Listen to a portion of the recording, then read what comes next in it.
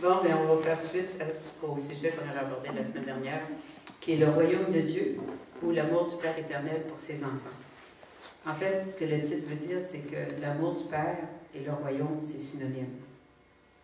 Dieu a tellement aimé le monde qu'il a donné son Fils unique en sacrifice sur la croix pour qu'on puisse recevoir le royaume. Bon. C'est pas long, j'ai trouvé ma ligne.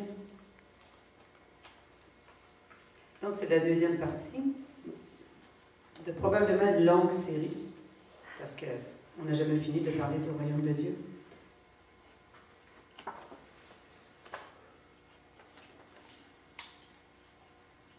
Donc, comme on l'a vu la semaine dernière, c'est qu'on doit prêcher l'évangile que Jésus nous a dit de prêcher.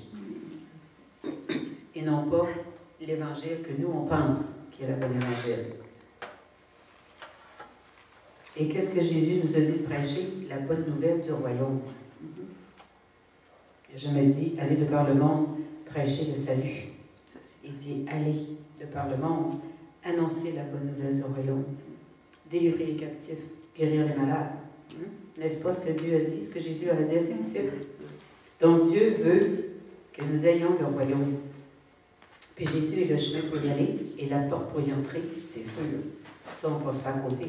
On ne peut pas juste prêcher le royaume, mais quand tu as prêché le royaume et que tu comprends ce qu'est le royaume et que tu es capable de l'expliquer, là, les gens vont être intéressés à entendre ce que tu vas dire. Pourquoi? Parce que la puissance du Seigneur va venir. Quand on prêche la vérité, le Saint-Esprit est là. C'est lui qui ouvre le cœur. Ça, c'est vrai dans ton travail, c'est vrai dans tout ce que tu fais. Si tu es à ta place dans ce que tu fais sur le marché du travail, tu vas avoir une réussite que d'autres n'ont pas. Il n'y a presque pas d'effort. Moi, j'entends souvent les gens qui sont vraiment à leur place dans la vie dire « c'est quasiment gênant d'être payé pour ce que je fais. » Parce que ça ne me demande aucun effort et j'ai du plaisir à le faire. Puis je réussis, là, je ne comprends pas. Ça ne s'explique pas. Donc, il en est de même dans le témoignage qu'on doit apporter à ceux qui ne connaissent pas Jésus-Christ. Il faut qu'on apporte le message puissant. Puis le message puissant, c'est le message que Jésus a lui-même annoncé quand il était sur la terre. Il disait, repentez-vous, parce que le royaume s'est approché de vous. Donc, il dit, Jésus lui-même a dit, n'aie pas peur, petit troupeau. Puis dans la bouche de Jésus, petit troupeau, là, ça veut dire ma gang d'inférieur. Okay? C'est un mot d'amour, de tendresse d'un berger pour ses bébés brebis. Parce qu'il ne nous a pas appelé gang de moutons. Non, c'est vrai. Non, il nous a appelé ses brebis. C'est vrai. Et c'est beau une brebis. C'est kyo.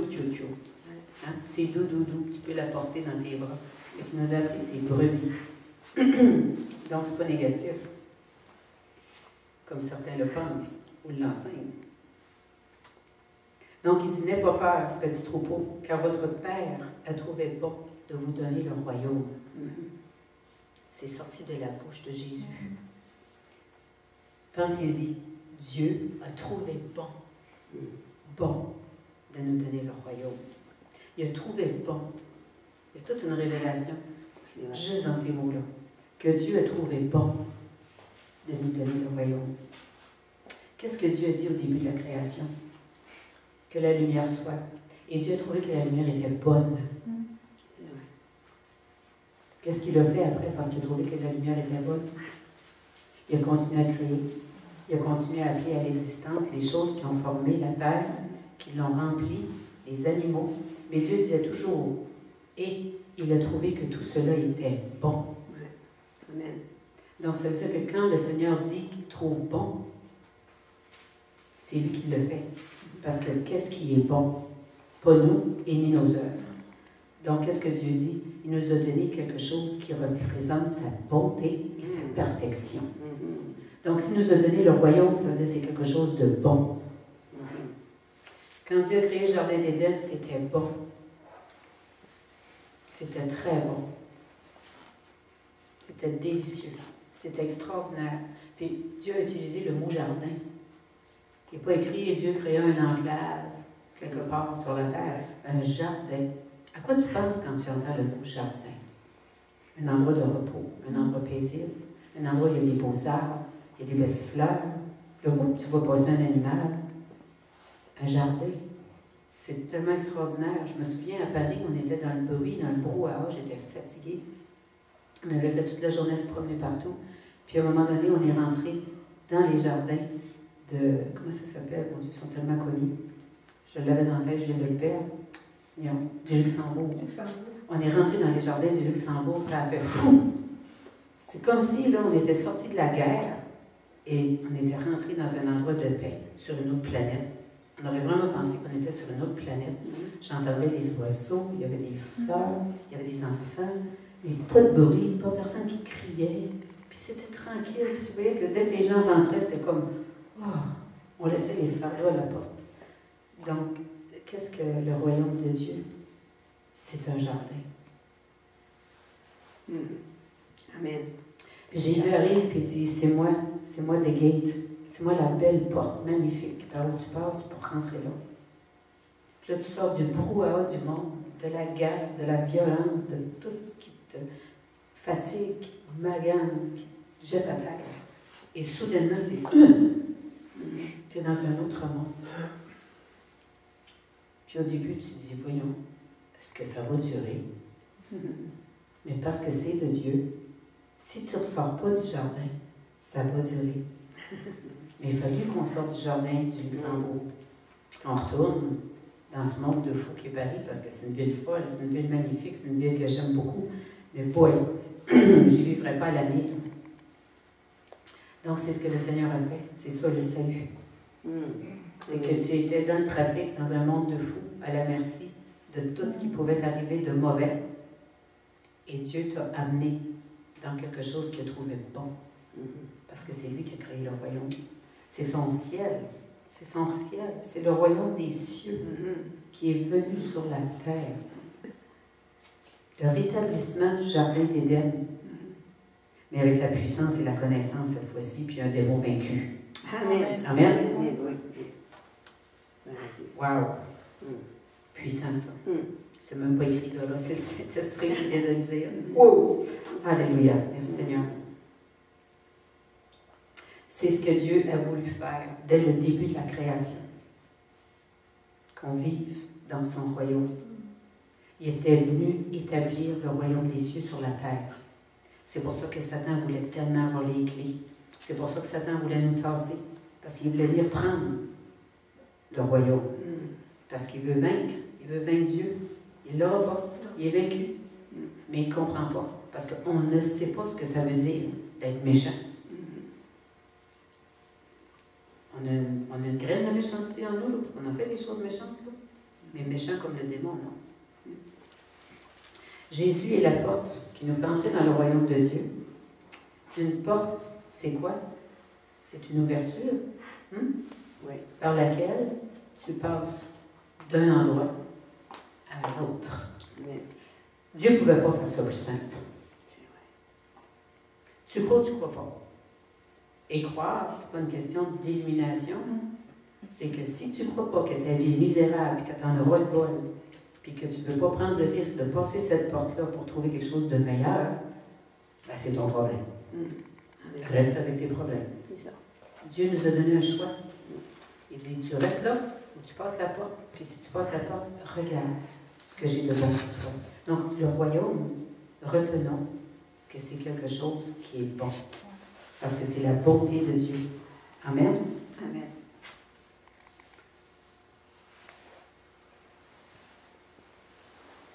Donc, quand on a choisi ce que Dieu va nous offrir, puis qu'on a reconnu notre besoin du salut qui est venu nous donner en mourant sur la croix, qu'est-ce qu'on a fait? C'est qu'on a traversé la porte, non seulement de sortir de ce mauvais siècle, puis d'entrer dans le royaume de Dieu où sont toutes les solutions, on va voir ça plus loin, mais on est passé de la mort à la vie. Amen.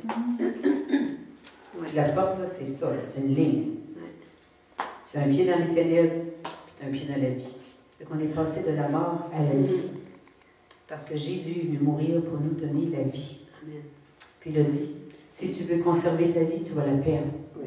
Parce que tu es condamné à mort. Dès qu'on vient au monde, on a une condamnation à mort sur la tête. Puis c'est pour ça que Dieu a envoyé Jésus, pour prendre la condamnation à notre place. Fait que quand on dit, Jésus dit, est-ce que tu acceptes? le sacrifice que j'ai fait pour toi, de donner ma vie à ta place. Tout ce que tu as à faire, c'est dire oui, je l'accepte, que tu as fait ça pour moi, puis j'accepte la conséquence positive que ça a eu pour moi. Merci Jésus. C'est réglé. Tu es rentré dans la vie. Tu vas vivre éternellement. Il y a une première mort pour les non-croyants, pour les croyants, et ce n'est pas une mort spirituelle, c'est une mort juste du corps, qui après ça va être glorifié de toute façon. C'est un peu comme Dieu nous a créés en poussière, puis quand il va nous donner nos corps glorifiés, il va avoir pris le corps, il va l'avoir secoué, moi c'est l'image que j'ai, toute la poussière va être tombée, il va rester juste du divin. Juste la main de Dieu. On va être une lumière, je ne sais pas. J'ai hâte de voir ça. Et en attendant, je suis sur la terre. On va en parler de ça. Donc oui, on est passé de la vie à la mort, des ténèbres à la lumière, de la culpabilité au pardon. Venez me dire que vous ne passiez pas votre vie à vous sentir coupable avant d'être sauvé. On était tout le temps coupable de quelque chose. Puis on l'était. On était coupable du péché qu'on n'avait pas commis, mais on l'était pareil. On est passé de la honte à la joie. Du combat à la paix, puis de la défaite à la victoire. Wow! Tout un livre, hein? Oui. Et gratuit. Aucun prépayé, aucune obligation. Juste de recevoir, puis de vouloir ne pas rester dans la porte. Ça, c'est l'autre affaire. Donc, ce que je viens de vous décrire illustre le contraste entre le monde et le royaume de Dieu. Si on reste à la porte, on ne connaîtra jamais toutes les bénédictions que Dieu a préparées pour nous. Parce qu'il y a des bénédictions de le royaume maintenant. Oui. Tu sais, tu peux bien être invité chez le roi, tu traverses le pont-levis, tu rentres par la porte, tu rentres dans le parvis. OK, tu es rentré sur le territoire du roi, puis tu as fait ton entrée dans le château, tu es dans son royaume maintenant. Mais si tu restes là, tu ne verras jamais la salle à manger, tu ne verras jamais la table garnie, plein de mets raffinés. Tu ne verras pas la beauté des chambres, le confort des lits pour dormir. Tu ne verras rien. Tu n'apprendras pas à monter à cheval. Tu n'apprendras rien. Mais tu vas être dans le royaume. Puis tu vas dire, c'est juste ça le royaume. Oui, si tu restes dans la porte, c'est juste ça le royaume. Mais il ne faut pas que tu restes dans la porte. Il faut que tu avances. Il faut que tu découvres. Qu'est-ce que tu viens de recevoir? Moi, là, si un notaire m'appelle demain et me dit que quelqu'un m'a couché sur son testament, je vais être dans la porte à 8 heures, même si le bureau ouvre à 10 heures. Parce que je vais vraiment vouloir savoir ce qu'il y a dans ce testament-là. Puis je ne sortirai pas de là tant qu'on n'aura pas tout lu ce qu'il y avait dedans. Puis si j'ai hérité de quelque chose de gros, en sortant de là, je vais déjà être en train de faire les démarches, puis faire les changements dans ma vie, dans mes comptes en banque, dans tout ce qui est nécessaire selon la loi pour m'emparer de ça. Amen. C'est ça le royaume. Amen. Dieu dit, voici ma justice, voici ma loi. Tu veux posséder ce que j'ai, je te le donne. Mais maintenant, il faut que tu saches que tu n'es pas capable de gérer ça. Tu ne viens pas tout d'un coup d'avoir un pouvoir différent là, de ce que tu avais, que tu vas gérer ta vie. Il faut que tu me laisses maintenant diriger ta vie. Et ça, c'est le bout le plus difficile. Comme je disais la semaine dernière, on arrive du monde, on arrive poqué. Hein? Prends une voiture là, qui s'est promenée dans une ville hyper achalandée sur les routes avec des gens qui conduisent n'importe comment. Puis là, elle rentre dans un garage, puis là, on dit hey, ici, tu vas être bien, puis tu vas voir, tu vas être tranquille. Ça va prendre un bout avant qu'elle croise ça. L'auto est tout poqué. On rentre tout poqué. Puis rempli de mensonges. Même des affaires qui ont l'air belles, qui ont l'air bonnes. C'est de l'humanisme. Avant que je sois chrétienne, il fallait que je me répète tous les matins. Des mantras, des affaires de fou. C'était tellement fatigant. Puis ça durait 2 heures, puis il fallait que je recommence. C'était jamais fini.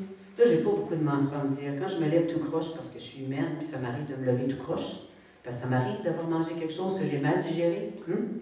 Encore mon corps de chair, est-ce que tu saches ça? Oui. Alors, qu'est-ce que je fais? Je dis au Seigneur, ça ne file pas là. Je ne sais pas ce que j'ai à matin.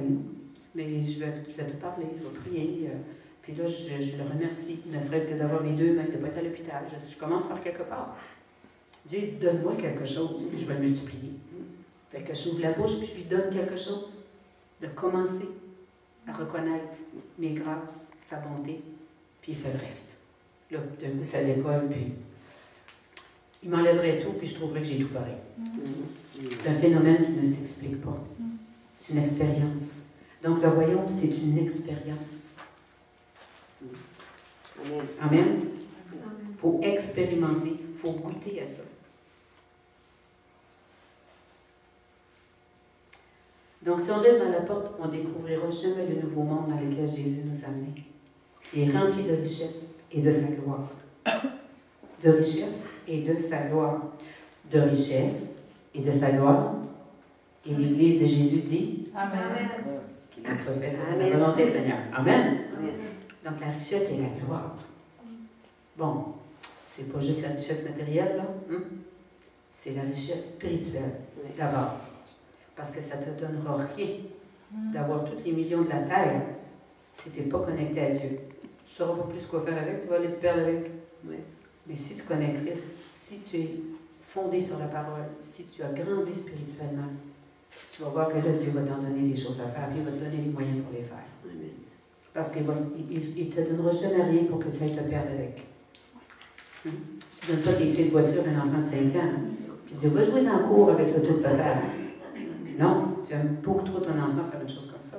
L'enfant, il trépigne, il trouve qu'il est capable. Mais toi, tu sais qu'il ne l'est pas.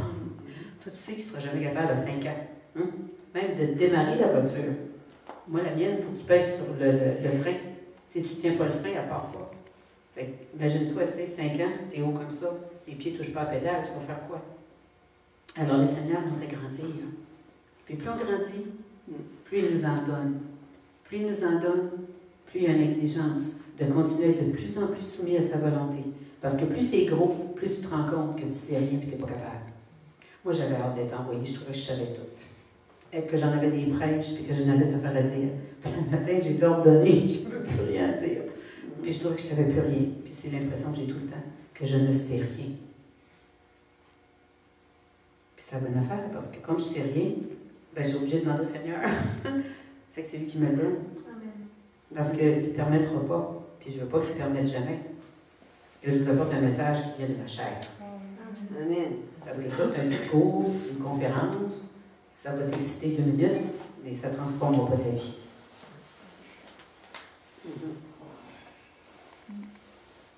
Ni la mienne d'ailleurs.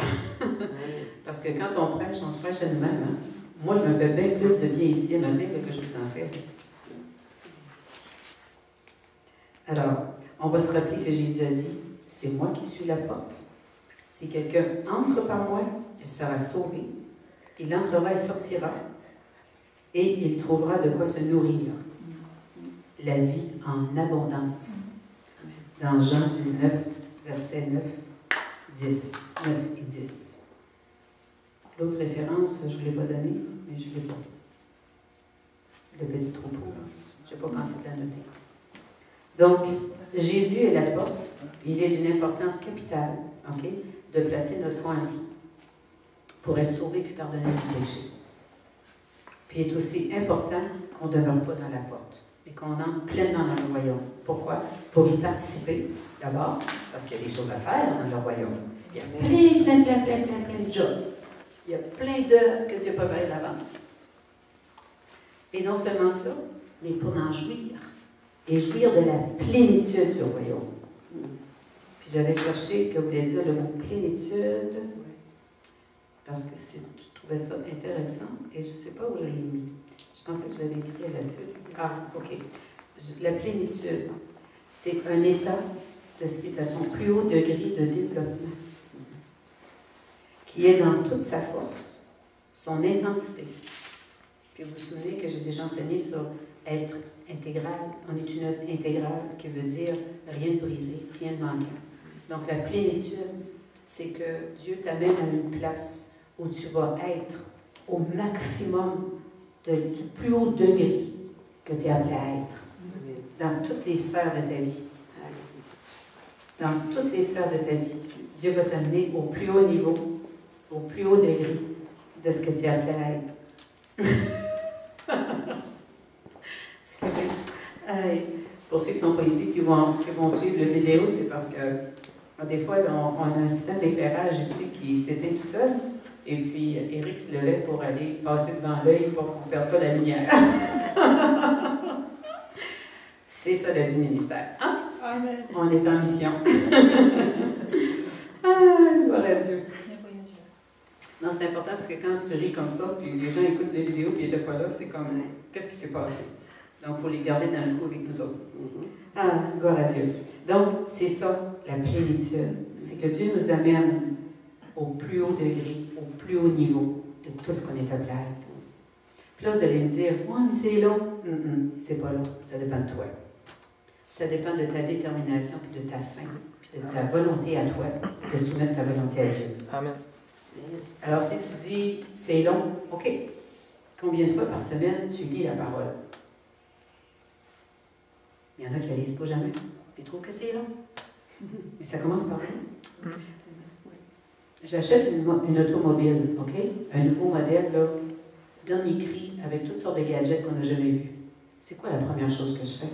Je prends le livre d'instruction pour comprendre qu'est-ce que je viens d'acquérir. Hein? Bien, le livre d'instruction pour comprendre qu'est-ce que tu viens de gagner là, quand tu rentres dans le royaume, c'est la Bible. C'est la Bible qui est le livre, qui est ton héritage, qui te dit qui est Dieu, pourquoi tu es là, qu'est-ce que tu vas faire, etc.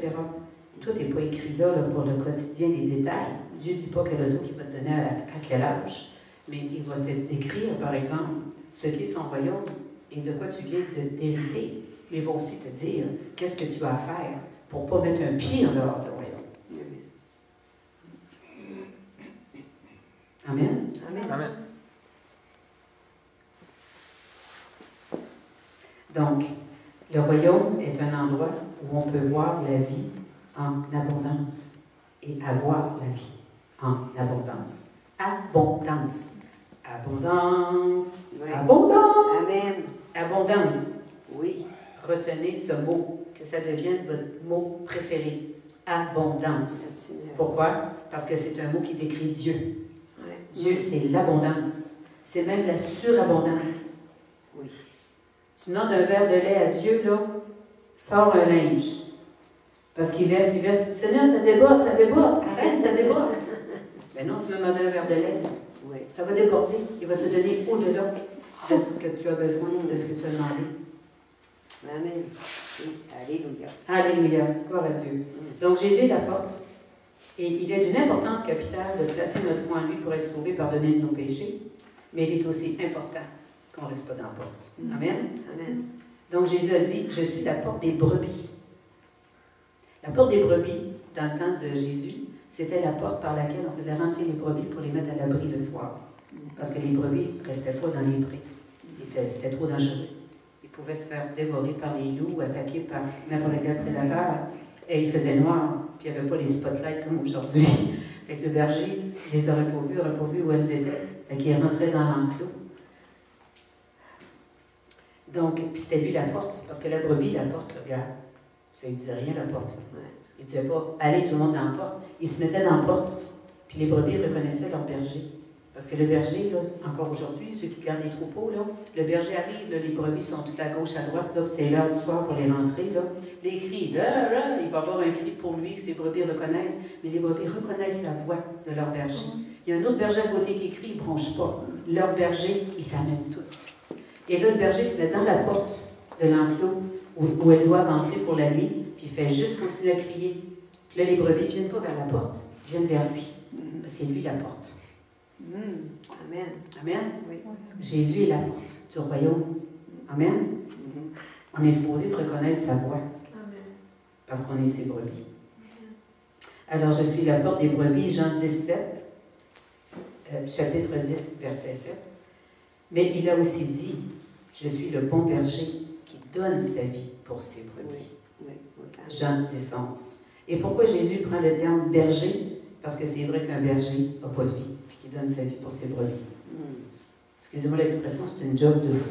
Ils sont levés à l'aurore, il faut qu'ils huilent la tête des brebis tous les matins pour les protéger des moustiques, pour pas que ça rentre par le nez, que ça monte au cerveau. Il faut qu'ils les amènent dans des pâturages, il faut qu'ils les surveillent, ils marchent. Le soir, tard, ils vont les rentrer dans l'enclos, puis le berger, il dort d'un œil. Parce qu'il sait que même dans l'enclos, un prédateur peut s'infiltrer puis venir attaquer les brebis. Alors Jésus, il ne dort jamais. Puis il est toujours en train de veiller sur nous. Donc, si Jésus s'est appelé le berger, c'est qu'il voulait qu'on ait cette image d'amour, de protection, de responsabilité. Le berger, là, il ne demande pas à ses brebis de penser puis de savoir ce dont elles ont besoin. Hein. Il s'occupe de tout. Par contre, il faut qu'elles suivent. Si une qui traîne en arrière, non, moi, j'aime pas ça l'Église. Moi, les assemblées chrétiennes. Oh, je reste chez eux avec l'ordinateur, là, puis je m'écoute des enseignements, puis je grandis dans le Seigneur.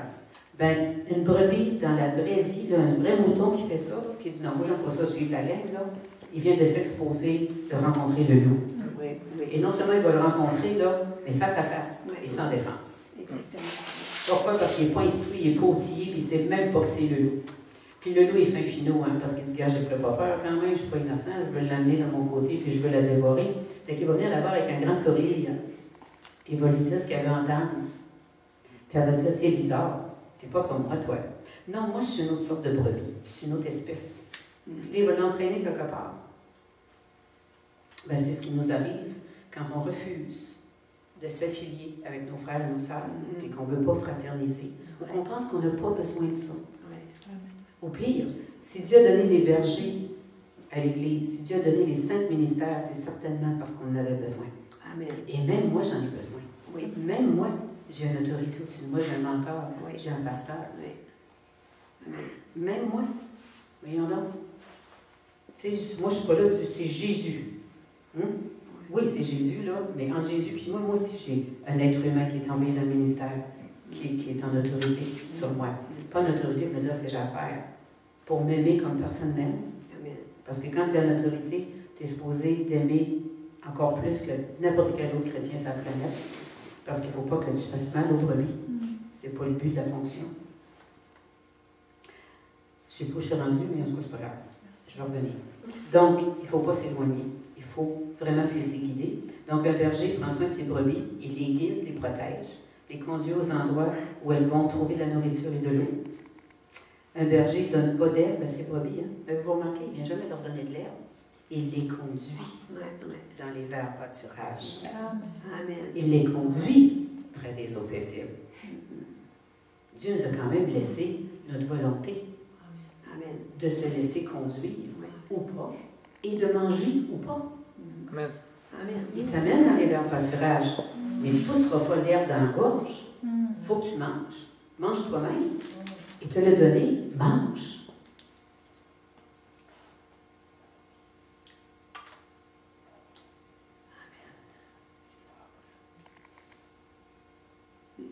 Alléluia. Donc Jésus, le berger, nous conduit dans les pâturages abondants du royaume de son Père. C'est pas beau ça? Hey, tu rentres dans le royaume, c'est excitant, mais là, t'as peu, là, dans le berger, là, il va te conduire, il va t'amener, il va te faire découvrir le royaume, il va te guider, il va te protéger dans tout ça. Il va te dire, regarde, il y a ça pour toi. Regarde ce que le Père a pour toi. Ah, t'es malade. Regarde, le Père a la guérison. T'as un problème, l'argent? C'est pas ça, là. L'or et l'argent se multiplient pour toi, tes possessions se multiplient, tout augmente pour toi. Sème. Allez, sème, donne. Donne, donne, donne. Puis regardez ce qui va arriver. Oui, Dieu va te couvrir dans l'essentiel, mais si tu obéis, puis que par la foi, tu lui redonnes une partie de ce qu'il t'a donné, regarde bien la récompense que le Seigneur va mettre au bout de ça. Et ne vous découragez pas de ne pas avoir encore récolté tout ce que vous avez semé. Dieu veille sur votre champ. Amen. Mais est-ce que vous êtes un cultivateur insouciant qui a semé son champ et qui s'est détourné et qui s'est en allé ailleurs, qui n'a pas d'abord ramassé sa récolte? Donc, demandez à Dieu d'ouvrir vos yeux et de vous montrer où est votre récolte. Oui, c'est ça. Amen. Amen. Seigneur, oui.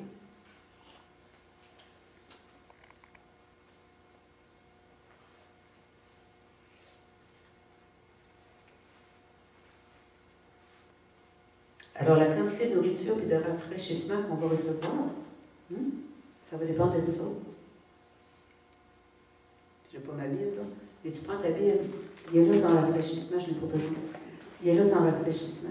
Elle est là ta nourriture. Est-ce que tu vas en manger tous les jours 2-3 heures? Regarde à quelle vitesse tu vas grandir. un quart d'heure par semaine, tu vas grandir. Tu vas trouver ça long. Puis là, tu vas avoir l'impression qu'il y en a qui sont plus bénis que toi. Comment ça se fait qu'il y a des bénis de même, puis tout arrive? Puis moi, pourtant, j'ai le même Dieu, puis je prie, puis rien qui arrive. Mais il y a certainement quelque chose que tu fais, que je fais, qui est différent. Fait qu'au lieu de m'envier ou de penser que Dieu t'aime moins ou qu'il fait une différence entre les personnes, viens-toi me demander qu'est-ce que je fais. Puis je ne te condamnerai pas, je vais t'expliquer ce que je fais, puis peut-être tu vas découvrir, oh boy, non, moi je ne fais pas ça, là. Fait que tu vas peut-être découvrir quelque chose qui marche. Amen. Amen. La laveuse est brisée. Qu'est-ce que tu fais? Tu restes assis, tu pleures, ou tu appelles le fabricant, puis tu commandes un technicien, tu fais quelque chose pour le faire réparer. Hein? Souvent, les chrétiens, ils vont arriver dans un problème, puis ils s'assoient devant Dieu, puis ils pleurent. Va dans la parole, le technicien, il est là. La solution est là. Va là. Puis si tu ne l'as pas encore lu, tu dis, oui, mais je ne sais même pas où aller voir. Appelle un frère, une sœur plus mature, qui va te guider, qui va te dire, regarde, ton problème, voici ce que Dieu en dit. Puis qui va t'enseigner. Parce qu'on est tous appelés à être des enseignants de la parole, à prophétiser.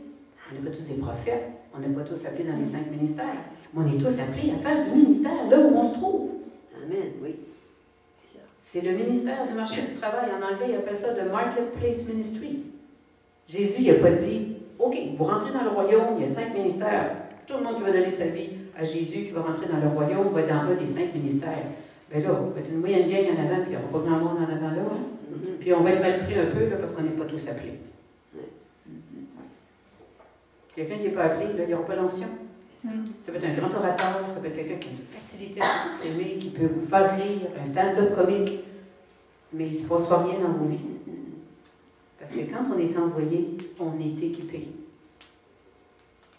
Puis je ne dis pas ça pour ma patrie, là, je parle au nom de tous ceux qui sont dans le ministère. Que vous compreniez qu'il y a un équipement particulier qu'on reçoit qui ne s'explique pas, qui est de Dieu. Puis je ne peux même pas m'inventer puis me péter les bretelles. Je ne peux rien faire parce que je le sais tellement que c'est lui, là. Parce que ça, c'est un autre genre d'équipement qu'il te donne. Une sorte d'humilité. Tu te pensais là, on va descendre d'un cran dans l'humilité. On va y aller encore plus dans le sentiment de l'incapacité. Parce que plus je suis incapable, plus je me mets en position pour être capable par Jésus. C'est la même chose pour vous autres. Amen. Donc, le Seigneur ne va jamais nous nourrir de force. Parce qu'il veut qu'on participe pleinement aux joies et aux bénédictions du royaume, mais il n'ira jamais à l'encontre de notre volonté. Jamais. Donc, ta croissance, ton bonheur, ta marche avec Dieu, désolé de vous apprendre la nouvelle, mais ça dépend de nous autres. Ça dépend pas de Dieu. Lui, il a tout fait. Jésus est mort sur la croix. La révélation de son sacrifice nous a été donnée. On sait qu'il est la porte. On comprend que le royaume, c'est une belle place pour être. Donc, maintenant, on a donné notre vie à Jésus, mais c'est à nous autres de se laisser instruire, de recevoir la connaissance, mais de faire notre bout, parce que ce n'est pas une prêche, une fois par semaine, qui va te faire grandir à la vitesse de l'éclair en Christ. Amen. Amen. Je ne dis pas que ça ne te va pas avancer. C'est supposé quand même de contribuer. C'est supposé de te donner la faim d'être capable d'avoir les révélations que je reçois. Ça devrait là, vous rendre spirituellement envieux, mais d'une bonne envie. Hey, moi aussi, j'ai envie des révélations de notre Seigneur. Ben, vas-y, il va t'en donner. Il va vous en donner. Je n'ai pas le monopole de la révélation. Je ne lis pas la parole, là, puis je vois d'autres choses que vous autres. Peut-être que oui, je vois d'autres choses que vous autres pour l'instant, dépendant du niveau où est-ce qu'on est rendu. Parce que c'est bien dit que dans le royaume, Dieu va nous faire grandir, hein, jusqu'à la hauteur maximale de ce qu'on est appelé à grandir. Fait que si ça fait 21 ans que je suis dans la parole, puis que je m'instruis, puis que je suis enseignée, puis je prends des cours, puis envoie, ben c'est normal qu'à un moment donné, j'ai une révélation de la parole qui va être différente de quelqu'un qui commence. Mais ça ne veut pas dire que la personne qui commence ne peut pas se rendre à mon niveau. Ça dépend d'elle.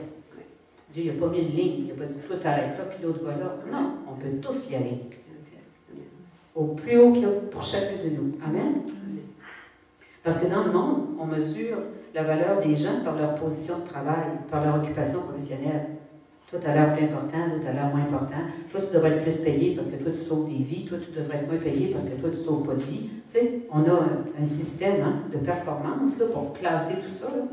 Je ne dis pas que c'est mauvais en soi, mais c'est pas comme ça que Dieu voit. Amen? Dieu ne dit pas, toi, là, tu as juste 110 de QI, fait qu'il y a des affaires que je ne peux pas te faire faire. Mais non, il va te l'augmenter l'intelligence si tu n'en as pas assez. Amen. Il va l'exploiter au maximum. Amen. Il va te donner la sagesse. Il va tout te donner. Fait que le travail que tu fais, là, c'est pas ça qui est important pour le Seigneur. C'est qu'est-ce que tu fais à l'endroit où tu te trouves pour le Seigneur. Donc, si nous sommes audacieux et déterminés à réclamer ce qui nous appartient de droit en tant que citoyens du royaume de Dieu, nous en tirerons de grands bénéfices. Amen. Amen. C'est garanti. Ouais. C'est garanti. Mais il faut délaisser la télévision, les romans, pas aller au cinéma tous les soirs. Plein d'affaires qu'il faut arrêter de faire qu'on pense qu'ils nous apportent quelque chose qui ne nous apporte rien. Amen. Il n'y a rien de plus extraordinaire, de plus réjouissant et de plus excitant que d'être assis chez vous le samedi soir à 9 h. Puis là, Dieu a mis dans mes mains un livre pour me faire connaître des affaires que je ne connaissais pas. Puis c'est comme, wow, wow, wow, wow. OK? Je ne vois plus le temps passer, puis je trouve tellement là, que c'est ça la vie. Ça ne s'explique pas. C'est Dieu qui fait ça. Parce que quand c'est lui, ce livre est tellement loin, là, ça n'a pas de bon sens. Je suis en présence de Dieu dès que je l'ouvre. C'est pas la Bible pourtant, mais l'homme qui a écrit ça, là, il a vraiment été touché par la puissance du Saint-Esprit, il a vraiment été éclairé. Il y a des révélations là-dedans. Wow! En tout cas, ça change déjà, ça m'amène déjà à un autre niveau dans ma compréhension de la Bible. C'est des clés. Quand quelqu'un écrit un livre qui te donne des clés, là, je veux dire comme l'autre, tu es en business. Amen. Donc, trop nombreux sont ceux qui n'ont pas dépassé la porte. Ils aiment Jésus, mais ils ne connaissent pas la vie abondante qu'ils ont reçue en passant par cette porte-là. Ils vont rester coincés dans la porte du royaume. Puis ils ne vont jamais, jamais s'aventurer plus loin. Donc, ils ne connaîtront pas qu'est-ce que c'est de vraiment habiter avec le roi, puis de rentrer dans la chambre royale. Amen. Où là, sa gloire, son amour et sa puissance sont pleinement manifestés. Oui, on voit la création, c'est la gloire de Dieu qui se manifeste. Les arbres, les saisons, les animaux, les oiseaux qui volent, les poissons qui nagent, c'est la gloire de Dieu. On est l'expression de sa gloire aussi. Mais sa puissance et sa gloire, pleinement, c'est dans sa chambre, dans le lieu très saint. C'est là qu'il faut se rendre. Parce que c'est là que tu comprends. Qu'est-ce qui s'est passé quand tu as traversé la porte? Tu te dis, wow! Wow, wow, wow!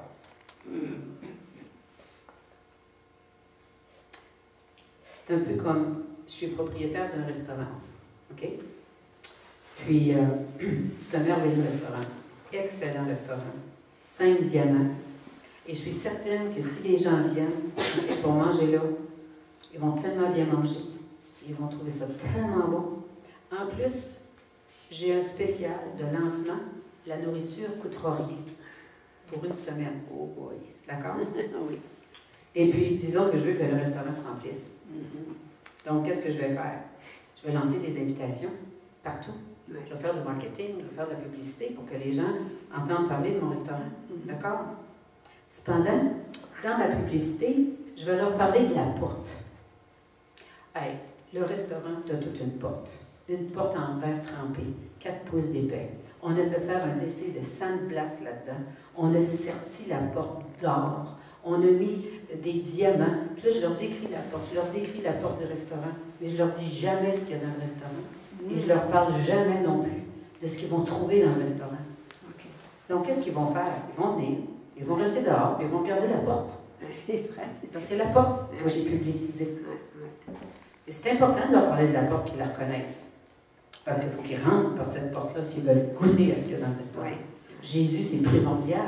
C'est lui d'abord. Il est le chemin, la vérité, la vie. Mais une fois qu'on a parlé de Christ, une fois même nous, on a rencontré Christ, il ne faut pas rester là. Il faut savoir qu'il y a plus que ça. Il faut rentrer dans le restaurant. Amen. Amen? Oui. Donc, on ne remplira jamais le royaume de Dieu, puis on ne remplira jamais le corps de Christ. Ceux qui sont appelés au salut peuvent peut-être donner leur vie à Christ, mais vont rester dans la porte, si on ne leur parle pas du royaume. Souvent, on leur parle de Jésus, puis après ça, on veut les sanctifier. On commence tout de suite à leur parler de leurs péchés, les péchés qui arrêtent, blablabla. Wow, wow, wow. Hein? Si tu veux, là, tu t'en vas à 100 000 à l'heure avec ton auto, là, puis tu veux reculer, là, puis tu embrayes à reculons sans mettre de break. Qu'est-ce qui va arriver à ta transmission, hein? Ils arrivent à toute vitesse dans le royaume, puis ils ont roulé vite, vite, vite dans le péché. Donne-leur le temps d'être aimés, de comprendre ce qu'ils viennent de recevoir, puis laisse le Seigneur les sanctifier.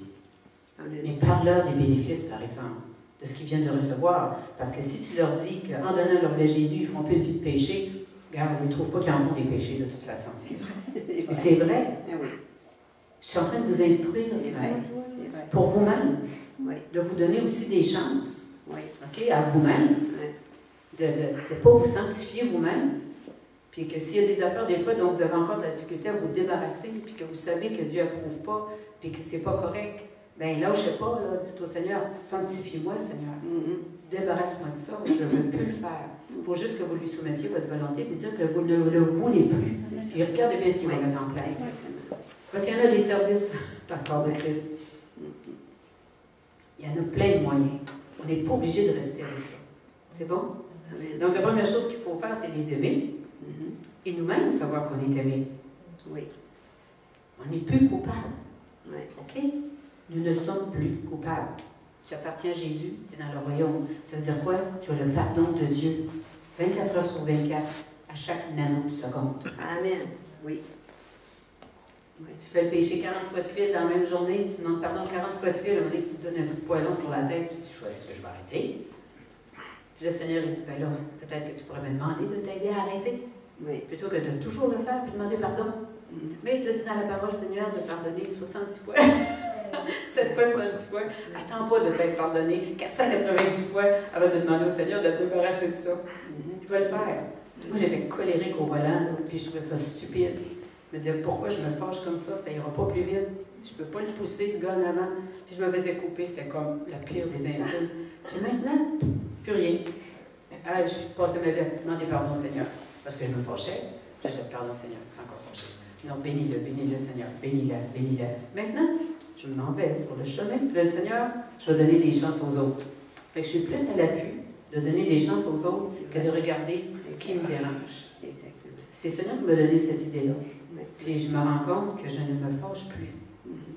Je suis comme, je sais pas, il s'est passé quelque chose. Donc, il faut le donner au Seigneur. Mais je peux vous dire que j'ai combattu moi-même dans ma chair pendant des années pour me corriger de ça. La seule place où j'étais bien, c'est sur la 20 à 130. Là, je suis sûre qu'il n'y a personne pour te couper, il n'y a personne en avant. Yes!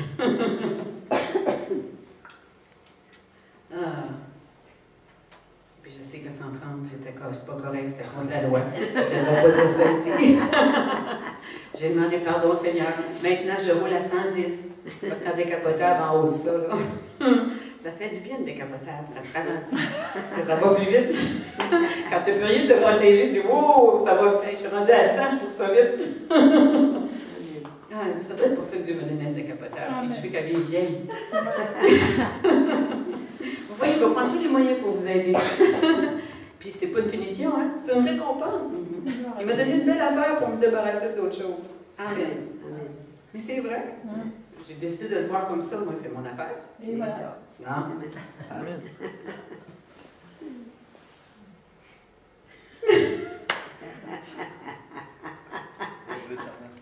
Tu vas avoir beaucoup de choses à couper. Arrête de me faire rire.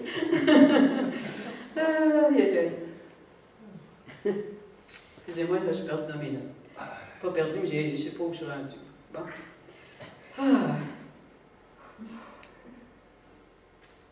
OK. Donc, on ne connaîtra pas tout ce que Dieu désire pour nous aussi longtemps qu'on n'entrera pas complètement dans le royaume. Puis nous ouvrir à tout ce que le royaume veut nous offrir. Il faut être ouvert. Ça veut dire que quand Dieu dit faut que tu changes ça, là. Ta vie est en danger quand tu fais ça. Faut que tu délaisses ça. Tu ouvres une porte à l'ennemi quand tu fais ça.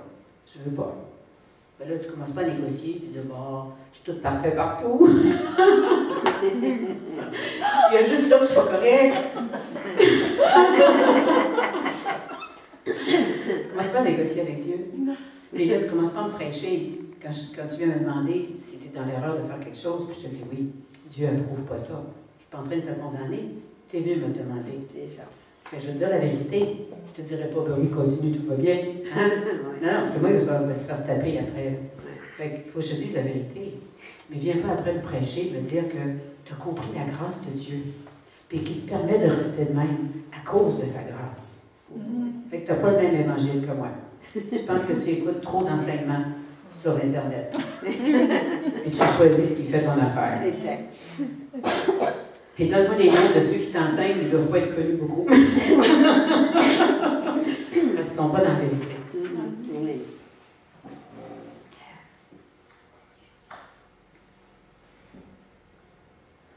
Donc, c'est seulement lorsqu'on entre pleinement dans le royaume qu'on va développer tout le potentiel que Dieu a mis en nous. Vous allez être étonné du potentiel que Dieu a mis en nous. Moi, je suis étonnée tous les jours du potentiel des talents que Dieu m'a donnés. J'en reviens pas. Tous ces talents-là. Puis je dis, mais mon Dieu, pourquoi tous ces talents-là? Je ne peux même pas tous les utiliser, tu sais, là, en même temps, mais ils sont tous là pour une raison. Quand j'en ai besoin, je l'ai. Puis parce que je l'ai, quand une situation se présente qui va avec mon talent, je ne me pousse pas en disant, un autre s'en occupera. Tu sais. Dieu me tape sur l'épaule, hey, c'est ton appel. Je t'ai donné le talent. Là, moi, je regarde en arrière, je me dis, parle peut-être à quelqu'un d'autre. Ça ne me le dit pas vraiment. Fait qu'il me dit, hey, tu vas enterrer le talent que je t'ai donné? Tu vas avoir des comptes à rendre. OK, Seigneur, c'est beau. Fait que là, je dis, moi, mais je le fais de reculons. Moi, mais tu le fais. Puis là, il me rappelle l'histoire des deux fils. Quand le père dit à un fils, va faire ça, le fils, il dit, non, j'irai pas. Finalement, il se repent et il y va. Puis l'autre, il dit, oui, oui, je vais y aller. Mais il n'y va pas. Exact. Fait que c'est pas grave que tu y ailles de reculons. Au moins, tu y es allé. Tu as répondu. Puis la joie va venir en t'en allant. Amen. Hein? Des fois, le pôle Nord, ça ne nous intéresse pas. Mais on peut vivre des expériences exceptionnelles. Si jamais tu te retrouves là, tu me diras, j'ai des contacts. Je connais du monde partout. Tu me donnes un Kleenex. Ça aussi, je vais le couper. Non, non, laisse ça là, c'est trop drôle. Mais c'est vrai, je connais des pasteurs et des chrétiens. Oui, c'est ça. Partout, Oui. dans les territoires du Nord-Ouest et en Arctique. Ils sont super accueillants. Ils ont des belles maisons, ils sont bien installés, tu vas voir. Là. Je pourrais même t'héberger, ils seraient contents de te rencontrer. Puis, ils parlent 3 langues. Ils parlent leur langue. Puis, l'anglais et le français, c'est des gens accueillants. Puis là, tu découvrirais toutes sortes de nourriture exotiques et rares. Que je te promets pas que tu vas tout aimer, mais il faut vivre des expériences avec le Seigneur. J'essaie de l'encourager. OK. Alors, Jésus est mort pour nous afin que nous ayons la vie éternelle. Amen. OK? C'est sûr. Mais, là, je fais pas mais.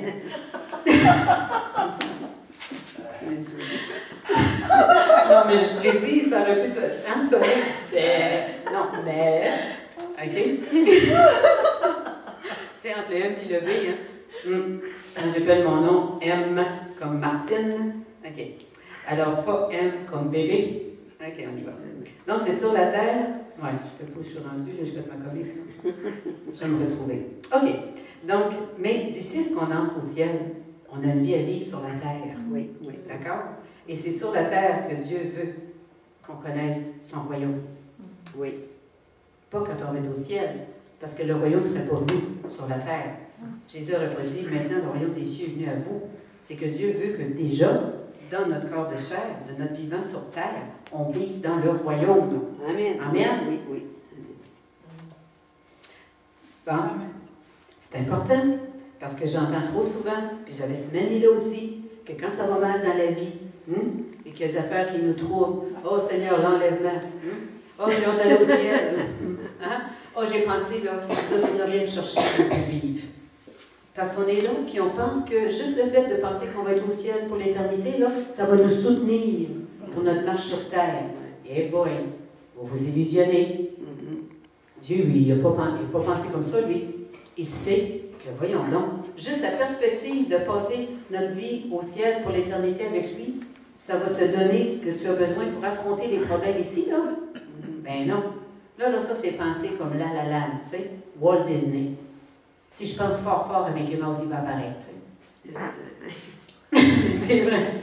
Il faut sortir du la-la-la. Bye and bye. Que la vie est belle. Nous irons tous au paradis. Hein? C'est sûr qu'on va y aller. Mais en attendant, on est ici. Amen. Amen. Et Dieu a tout prévu. Tout prévu pour notre vie ici. Il ne veut pas qu'elle soit différente du bonheur qu'on va avoir au ciel. En fait, elle devrait être un aperçu, une entrée délicieuse du mets principal que va être l'éternité. On devrait déjà avoir goûté à ça, un échantillon. Parce que c'est sûr, ce que va être l'éternité avec Dieu, on ne peut pas l'imaginer, ça va être extraordinaire. On ne vivra pas ça ici, mais on peut y goûter. On va trouver notre méthode. Tu me fais rire.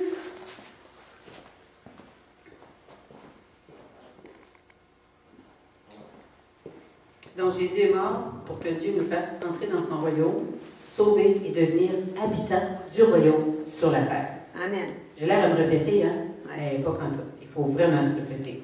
Donc Jésus a dit, je suis le chemin, la vérité et la vie. Jean 14, verset 6. La vie que Jésus veut nous donner, c'est la vie de la plénitude du royaume, comme je le disais tantôt. Oui. OK? Donc, de devenir tout ce qu'on est appelé à être. Et le Seigneur sait qu'on n'est pas capable de faire ça. C'est bon? Amen. Prenez pas le fardeau, mais ayez hâte tous les jours de voir qu'est-ce que Dieu va faire. Amen. Levez-vous le matin en disant, et j'ai hâte de voir comment tu vas régler ça, Seigneur. Et j'ai hâte de voir comment tu vas me sanctifier. Et j'ai hâte de voir comment tu vas me guérir de ça. Amen. Amen. Oui. Un royaume où se trouve tout ce dont nous avons besoin, OK? Ou ce que nous voulons. C'est un royaume de surabondance où les fournitures sont inépuisables. Inépuisables. Amen. Jésus, Dieu, n'est jamais en rupture de stock. C'est ça. Jamais, jamais. Puis, lui, par contre, il donne dans le just in time. Juste à temps. Oui. On a dit du timing. Donc, tu commandes quelque chose à Dieu, tu lui demandes quelque chose, il va te le donner. Ça n'arrive pas, ne pense pas que tu as mal prié, recommence pas ta prière, commence pas à enlever la peinture après les murs, hein? Graffine-toi pas, dis, oh, OK, c'est parce que c'est pas le temps. Non, c'est ça. C'est pas le temps. C'est pas prêt. Toi, tu peux penser que ça presse. Ça presse, Seigneur. Oui, de ton point de vue, à la grandeur que tu as, tu peux avoir l'impression que c'est urgent et inquiétant, mais pas pour Dieu. Amen. Parce que lui, il voit tout. Ouais. Il voit le passé, le présent et le futur. Il voit exactement où tu es. Il voit exactement ce qui va arriver. Puis quand est-ce que ça va arriver? Amen. Amen. Tu as besoin d'une maison. Il ne te la donnera pas tout de suite. Tu as un bail, tu as un loyer à payer. Qu'est-ce que tu vas faire avec un bail puis une hypothèque? Ouais. Mais il l'a caché. C'est ça. Personne ne va la trouver, ta maison. Amen. Personne ne va l'acheter. Elle est là, puis il va la garder. Il va la protéger. Et quand ça va être le temps, le bon timing, sans stress ni détresse, le Seigneur va te montrer ce qu'il y a pour toi, puis tout va s'enchaîner. Et tu vas t'étonner comment ça va se passer. Merci. Amen. Amen. Je vous le dis, on ne s'habitue pas. On ne s'habitue pas au miracle de Dieu. On n'est jamais blasé. Tiens, on va faire encore un miracle. Ouais. Quelle vie plate. Jamais. Amen. Après Jean-Baptiste, Jésus est apparu en prêchant le même message que lui. Après que Jean ait été livré, Jésus alla dans la Galilée, prêchant l'évangile de Dieu. Il disait, le temps est accompli et le royaume de Dieu est proche. Repentez-vous. Que voulait-il dire? Changez d'attitude Ouais. et croyez à la bonne nouvelle. C'est ce qu'il a dit. C'est pas moi, là, c'est écrit en rouge dans ma Bible, ça. Et croyez à la bonne nouvelle. Amen. Croire. Oui. Il y en a qui pensent que c'est un phénomène rare, spécial, ça prend toute une transformation, là, une opération cerveau pour croire. C'est un verbe comme marcher. Ouais. Lève-toi, c'est lui. Merci. Assieds-toi, c'est lui. A-t-il fallu que tu sois transformé pour comprendre, te lever puis t'asseoir? Non, hein? Mais croire, c'est pareil. C'est un verbe d'action. Je crois. Est-ce qu'il s'est passé quelque chose quand tu as compris le verbe se lever puis que tu t'es levé? Est-ce que tu as ressenti quelque chose? Non. Hein? Puis quand je t'ai demandé de te rasseoir, est-ce que tu as ressenti quelque chose? Non. Croire, tu ne ressens rien, tu le sais. Pourquoi? Parce que le cœur décide rien. Dieu nous a donné un cerveau. Croire, marcher, parler, réfléchir. C'est dans la tête que ça se passe. Ce sont des opérations intellectuelles rationnelles. Pourquoi tu manges? Parce que tu as faim et tu crois que la nourriture va t'enlever la faim, n'est-ce pas? C'est vrai. Pourquoi tu demanderais quelque chose à Dieu et tu ne croirais pas qu'il va te le donner? C'est pareil. C'est d'une simplicité tellement simple qu'on en fait simple. On est là pour compliquer ça. Dieu n'est pas compliqué ni complexe. Il est extraordinaire. Il est indescriptible en réalité. Puis même quand on pense qu'on le connaît, on ne le connaît pas. On le connaît en partie. Où donc est ce royaume dont Jésus parle? Il est juste un pas de l'endroit où vous vous trouvez. Quand tu parles du royaume à quelqu'un, il dit, où est-ce qu'il est ce royaume-là? Il est juste là. Parce que Jésus est là. La porte te suit. La porte est avec toi. Fait que quelqu'un dit, mais où la porte? Elle est là. Elle est juste là. Jésus. Il a juste à faire le pas. Amen. Donc, la bonne nouvelle que Jésus a prêchée, ainsi que l'Église primitive, est celle du royaume des cieux. Donc, trop souvent aujourd'hui, on prêche la bonne nouvelle du ciel, c'est-à-dire l'endroit où on va aller si on a mis notre foi en Jésus pour nous sauver. Okay? Les deux ne sont pas la même chose. C'est pas du tout la même chose. Oui, on va aller au ciel pour l'éternité. Oui, on va vivre avec Dieu pour l'éternité, mais le royaume des cieux, c'est pas la même chose. C'est bon? Amen.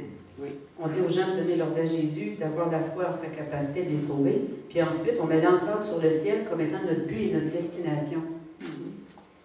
C'est sûr, c'est là qu'on va se ramasser, qu'on le veuille ou non. On n'a même pas à se casser la tête. C'est là qu'on s'en va. Mais en attendant, on s'en va. Ça veut dire qu'on va quelque part, qui n'est pas là encore. C'est sûr qu'on va tout faire pour ne pas perdre le but, pour y arriver. Mais quand l'apôtre Paul disait, j'ai atteint le but, il ne voulait pas dire, yeah, je m'en vais au ciel. Non, il avait accompli sur la terre ce que Dieu avait donné d'accomplir. Amen. Amen. Amen. Oui. C'est lui le but. Notre destination, c'est le ciel pour l'éternité quand notre vie va être finie ici. Mais on a un but sur la terre. Donc Jésus n'a jamais prêché le ciel. Ses disciples n'ont jamais prêché le ciel, puis on ne devrait pas non plus. Il faut commencer par Christ qui est la porte, et le royaume, et c'est certain que la vie éternelle vient avec. Je ne suis pas en train de dire que ce n'est pas le cas. C'est primordial, c'est le but essentiel de nos vies aussi, d'être avec Christ, de savoir qui on est en lui.